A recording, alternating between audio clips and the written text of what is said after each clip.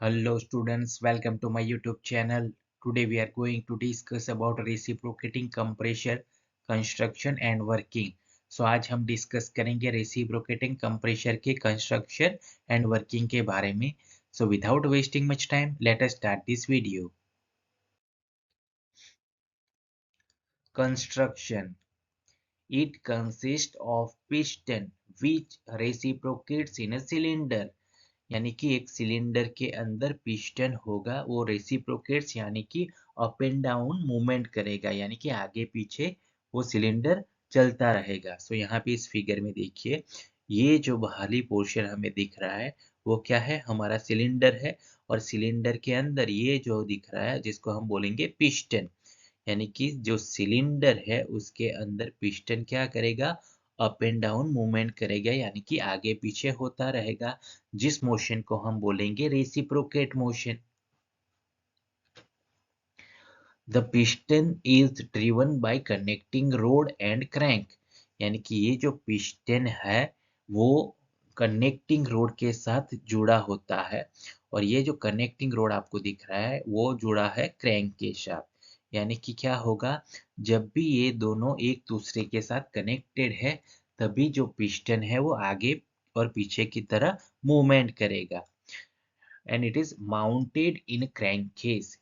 और ये जो पूरा पोर्शन है वहां पे एक बाहरी केशिंग होगा जिसको हम बोलेंगे केशिंग, जो क्या करेगा, ये जो अरेंजमेंट है उसको प्रोटेक्शन प्रोवाइड करेगा, जिसको हम बोलेंगे क्रैंक केस। यानी कि क्रैंक को वो क्या करता है, प्रोटेक्ट करता है, that's why it is called crank case. The crankshaft is driven by an external prime mover. और यहाँ पे जो क्रैंक है, क्रैंक यहाँ पे एक शाफ्ट के ऊपर लगा है, यानी कि शाफ्ट जो है वो कहीं ना कहीं बाहरी प्राइम मूवर, यानी कि हम ऐसा एज्यूम करते हैं कि जब भी हम पावर सप्लाई करेंगे तो क्या होगा, ये शाफ्ट रोटेट होगा और शाफ्ट के साथ क्रैंक क्रैंक कनेक्टेड है, तो क्रैंक घूमेगा। अब जब क्रैंक घूमेगा तो क्रैंक किसके साथ कनेक्टेड है, कनेक्टिंग रोड के साथ, तो वो कनेक्टिंग रोड को आगे पीछे करेगा, जिसकी वजह से हमारा पिस्टन अप एंड डाउन होगा, जिसको हम बोलेंगे reciprocating motion.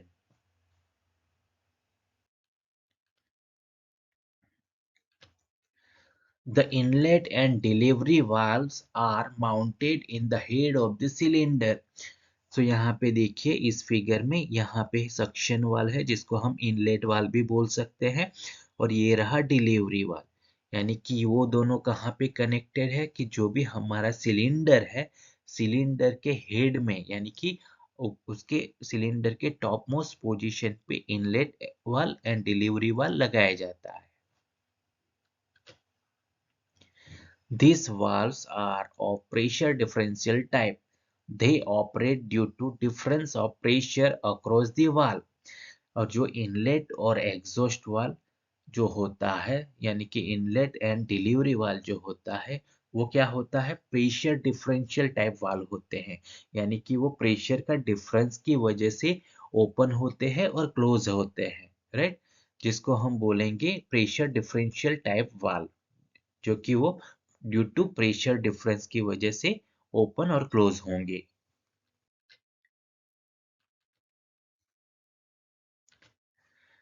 A flywheel is fitted on the main shaft to ensure that turning moment is supplied throughout the cycle of operation. यानी कि यहाँ पे जो मेन शाफ्ट है उसके साथ एक फ्लाईव्हील लगा होगा। फ्लाईव्हील क्या करता है कि वो एनर्जी को स्टोर करता है and release when ever it is required, और जब भी उसका जरूरियात होगा तब वो एनर्जी रिलीज करता है।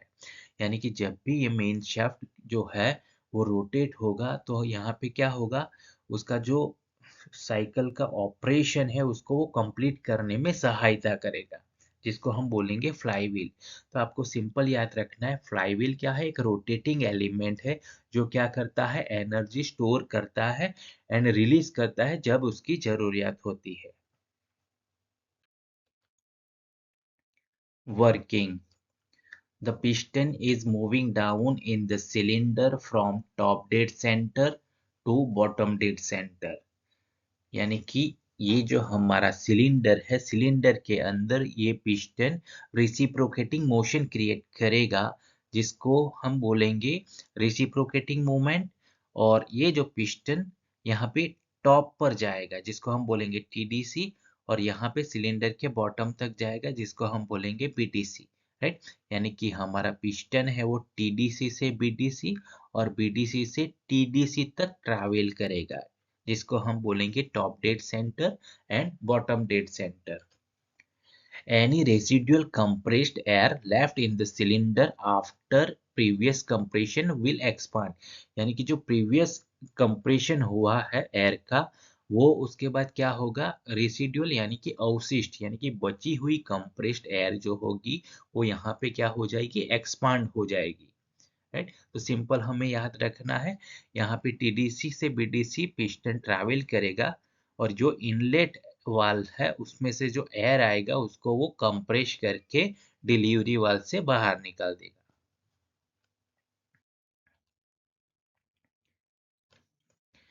As the air expands, the pressure inside the cylinder falls below the atmospheric pressure।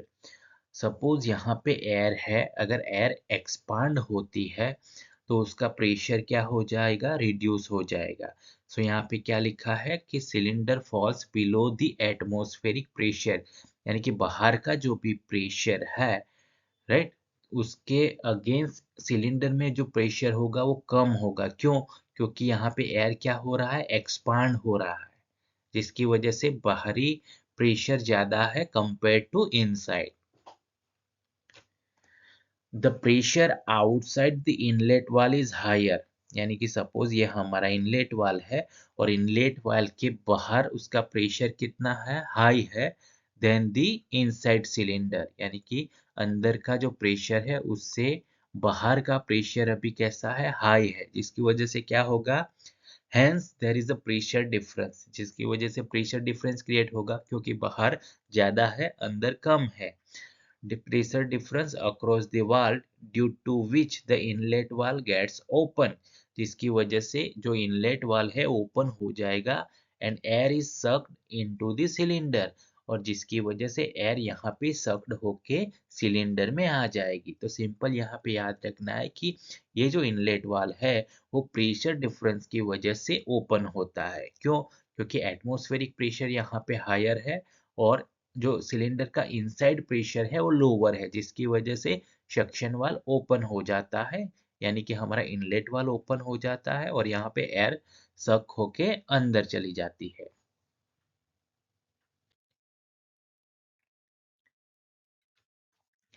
Admission of air takes place at constant pressure P1 until the piston reach BDC, यानी कि हमें जो हमने प्रीवियस स्लाइड में देखा कि जब भी इनलेट वाल्व ओपन होगा एयर सक्ड होगा, सक होने की वजह से हमारा जो पिस्टन है वो नीचे की तरफ यानी कि बीडीसी की तरफ ट्रैवल करेगा। So over here you can say piston reaches BDC, लेकिन यहाँ पे क्या होगा, उसका जो प्रेशर रहेगा एयर इनटेक का वो कैसा रहेगा, कांस्टेंट। राइट, सो यहाँ पे देखिए ये है P1, राइट, जो प्रेशर कांस्टेंट है। This process is shown by line 4 1 on PV diagram, यानी कि 4 से 1 लाइन जो दिखाया गया है वो कांस्टेंट प्रेशर का है, तब भी क्या होगा, जो एयर है वो हमारे सिलेंडर में इंसर्ट होगी, जिसकी वजह से पिस्टन हमारा बीडीसी की तरफ ट्रैवल करेगा। लेकिन ये जो प्रोसीजर होती है वो कहाँ पे होती है, सिलेंडर के अंदर with constant pressure. This stroke is known as suction stroke, इस स्ट्रोक को सक्शन स्ट्रोक कहा जाता है, क्योंकि इस स्ट्रोक के दौरान जो हमारा एयर है वो सक होके सिलेंडर में आएगा।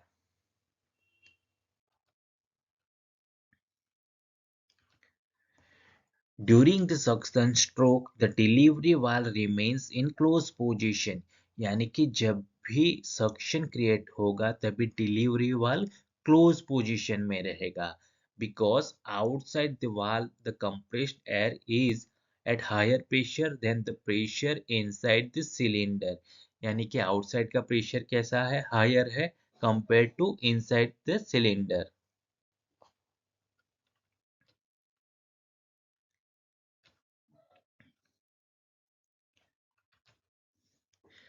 The piston now moving upward, slight increase in cylinder pressure closes the inlet valve.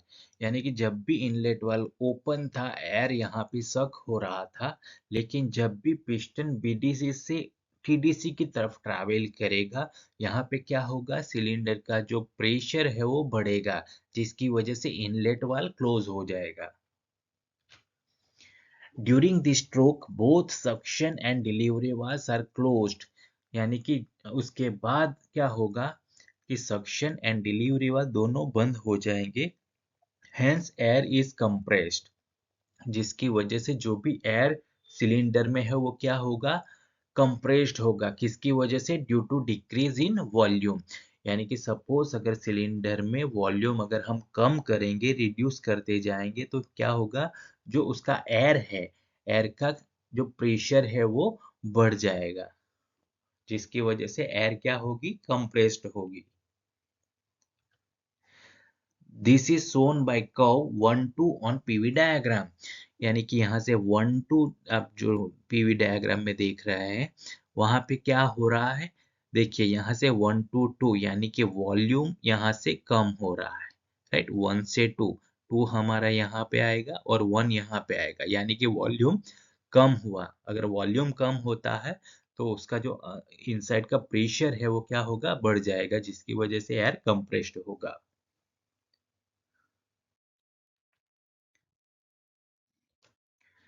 When the pressure of air inside the cylinder is slightly higher than the delivery valve, यानी कि अगर हम एयर को compressed करेंगे तो उसका pressure automatically बढ़ जाएगा compared to outside air, right.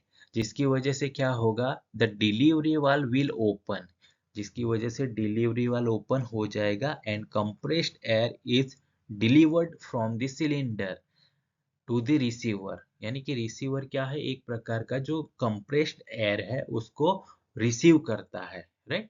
जिसको हम बोलेंगे receiver eight constant pressure P2. यानी कि यहाँ पे जो आप देख रहे हो P2, यहाँ पे कांस्टेंट प्रेशर पे एयर डिलीवर्ड होगा, as shown by line 2 3 on PV diagram. So simple याद रखना है कि अगर अंदर यानी कि सिलेंडर का इनसाइड का प्रेशर बढ़ जाता है कंपेयर्ड टू आउटसाइड प्रेशर, तो क्या होगा, डिलीवरी वाल्व हमारा ओपन हो जाएगा एंड कंप्रेस्ड एयर जो है डिलीवर्ड हो जाएगी. It is known as delivery stroke. इसी स्ट्रोक को डिलीवरी स्ट्रोक कहा जाता है.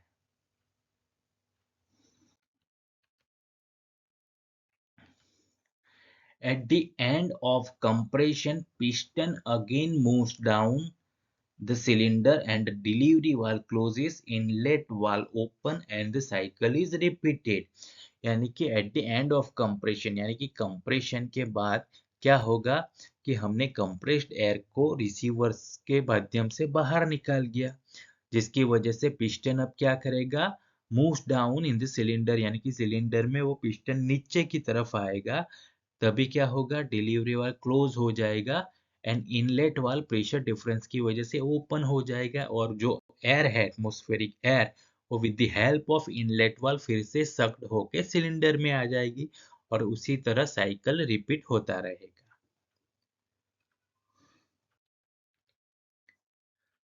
Thank you for watching. Like, comment, share and subscribe to my channel.